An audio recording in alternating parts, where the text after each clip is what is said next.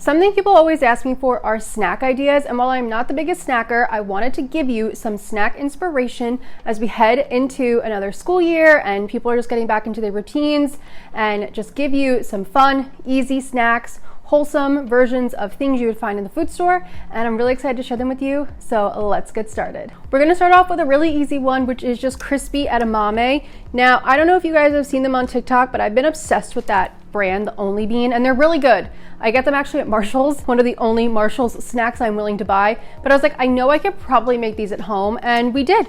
We have a sea salt flavor, we have buffalo flavor, and sriracha, and they're really yummy, easy to make, crispy.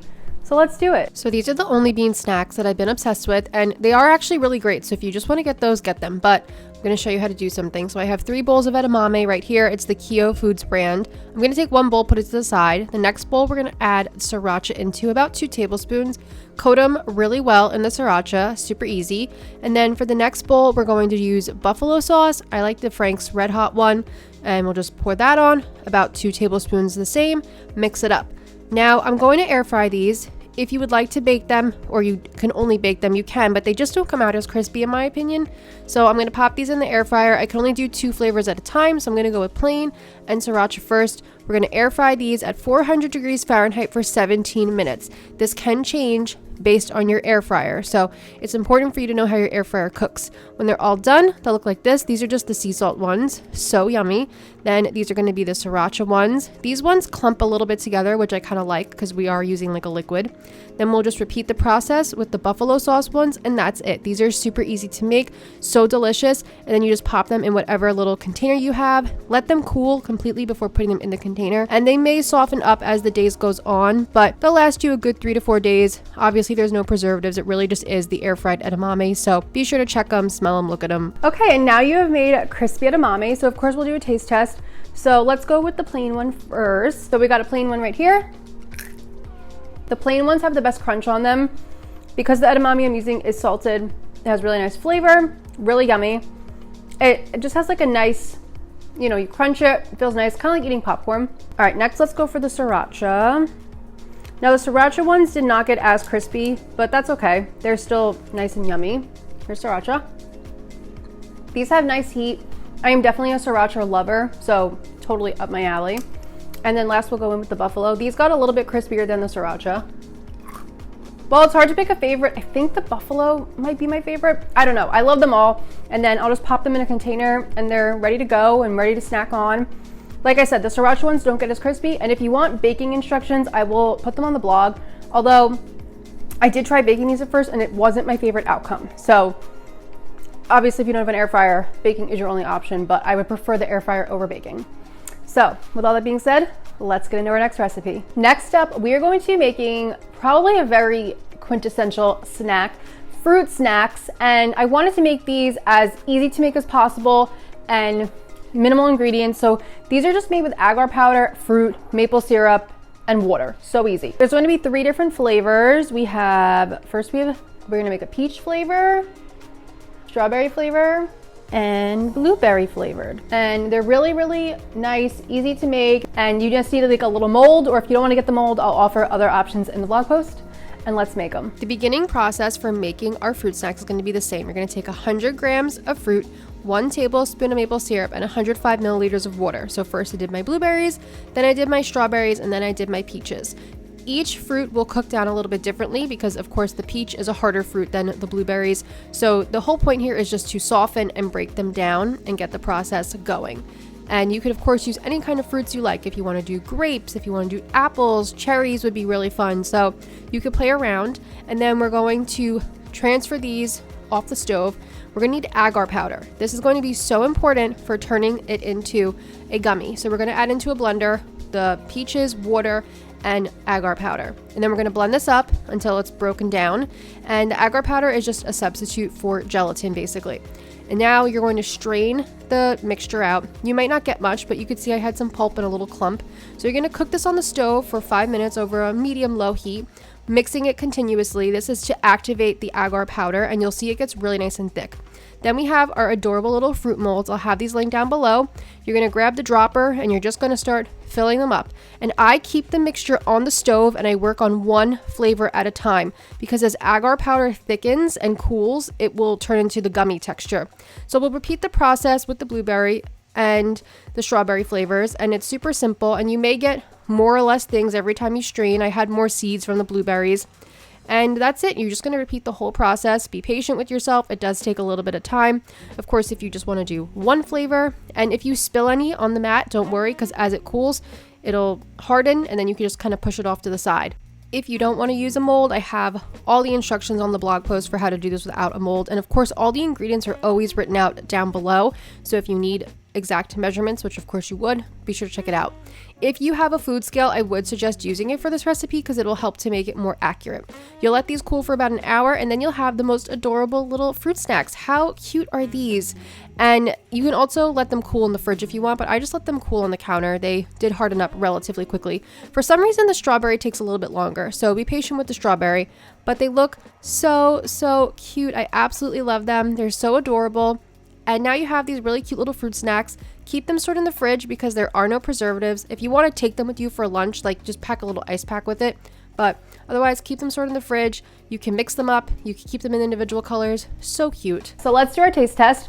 Let's go with blueberry first. It's sweet. It's a little tart. I like it. Now let's go with strawberry. To me, the strawberry almost tastes like a strawberry daiquiri. It's good. And we'll do peach last. Peachy, sweet. I don't know which one is my favorite, honestly. They're all really good. And you just got to store these in the fridge because there's obviously no preservatives and it really is just the fruit with the agar powder. The agar powder makes a slightly different texture than gelatin, so just keep that in mind. Don't expect this to be like a Welch's fruit snack gummy texture. It's just, it's a little bit softer and doesn't quite have that like gummy bounce because we're not using gelatin. So, and I'll have agar powder linked down below in case you need to purchase it. Next up, we're going to make a favorite of everybody's, I think, and that is Uncrustables. Oh my gosh, look how cute my little heart Uncrustable is. So I really wanted to make these homemade for a few reasons. Like, I know it's just a peanut butter and jelly sandwich, but first of all, the price of Uncrustables is actually kind of crazy. Like, it's more than $1 per sandwich. It's kind of insane. I was looking at the nutrition information and I was just like, I know I could probably make this for less calories, more protein to fit my eating goals. And obviously, like, if you like Uncrustables and you want to eat them, eat them. They're great. They're delicious.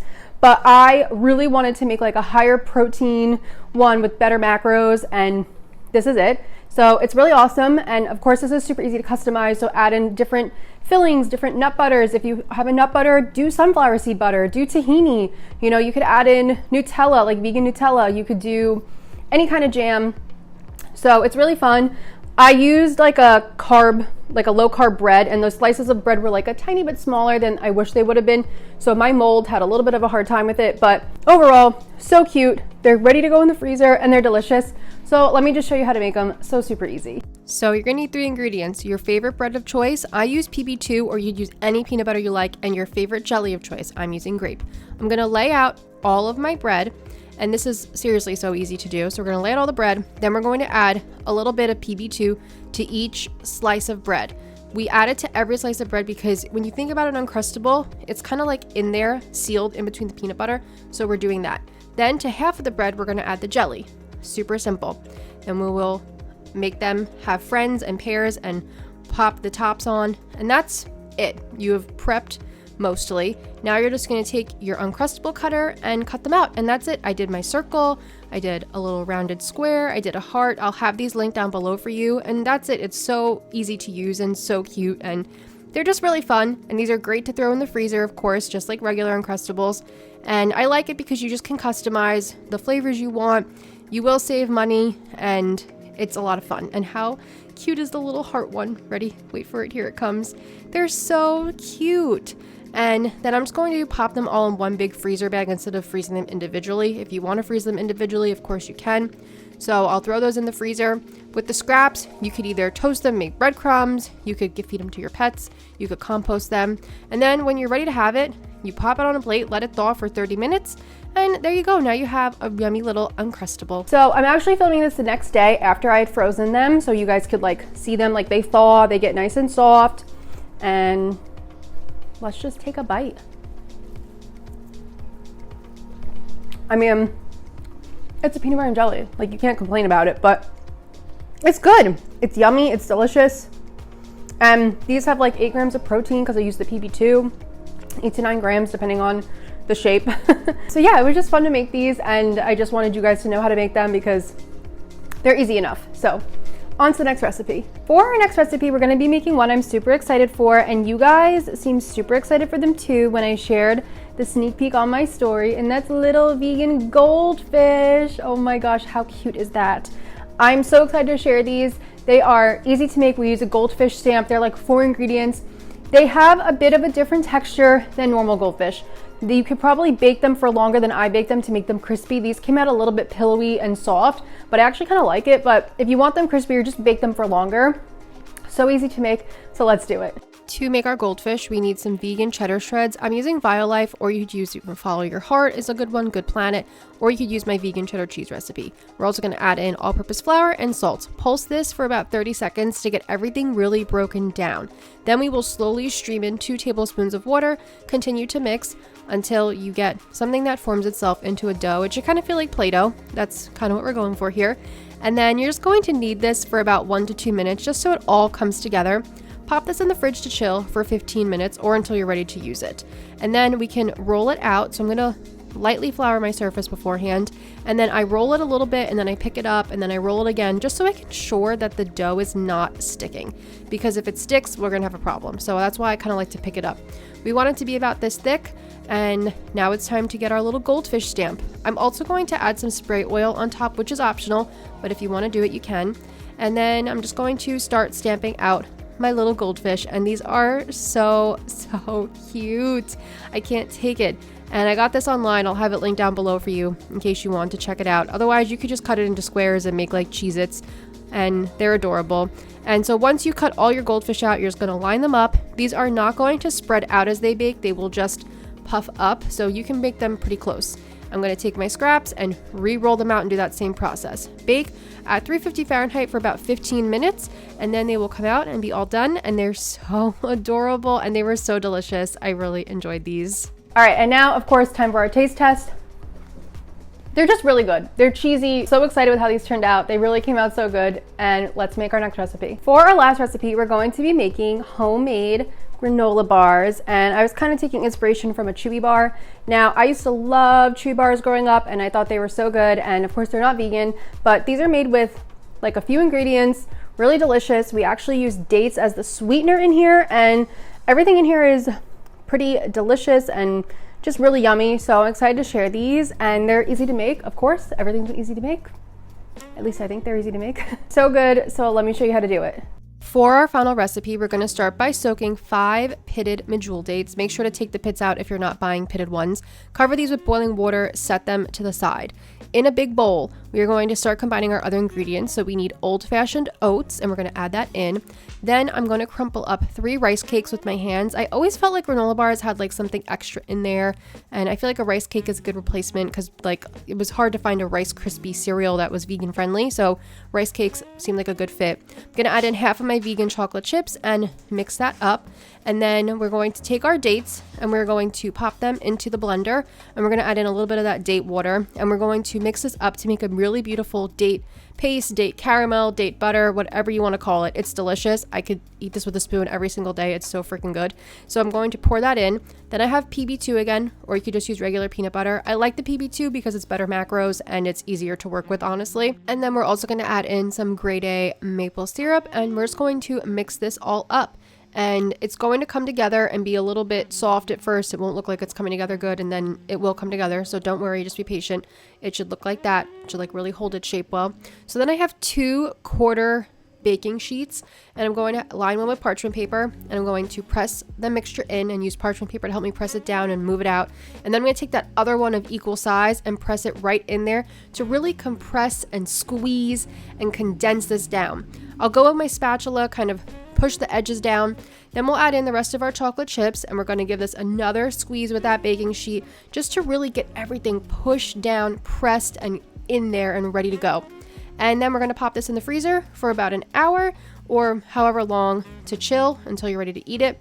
Take it out, and you can see it's holding its own shape and everything just fine. You can cut it into as many pieces as you like. I did 7 long pieces, and then actually I did cut them in half later on, so you could cut them as big as small as you like. And that's it. Now you have homemade vegan granola bars. So delicious, so easy to make. I love that we use the dates in there. They're really, really yummy, and I think you'll love them. And there we go. That's how you make your easy granola bars. So good. And let's do a little taste test. The flavor is so good. They're nice and sweet, but not overly sweet. The texture is really nice. I keep these stored in the freezer because they will get kind of soft if they're out on the counter. Don't store them on the counter. They either got to be in the fridge or the freezer. I like them in the freezer because they'll last longer. And they're really good. And then of course you could play around with the different flavors and like fillings and whatever you want to add. And you can make like oatmeal raisin. You could make s'mores with little vegan mini marshmallows. So fun to play around with and do different things with. So those are all of our snacks. I really hope these helped you out. As always, all the ingredients are written in the description box down below. And link anything you may need. 4-minute recipes, printable versions on planfullyblazedblog.com. And I hope these help you out throughout the next school year and through the fall and winter, and are just fun little snacks that you can make really any time of year, of course. Thank you so much for watching. Thank you so much for being here. We are going to take a little hot break while I prepare us for fall recipes. So I'll see you guys in about a month. Thank you guys so much, and I'll talk to you soon. Bye.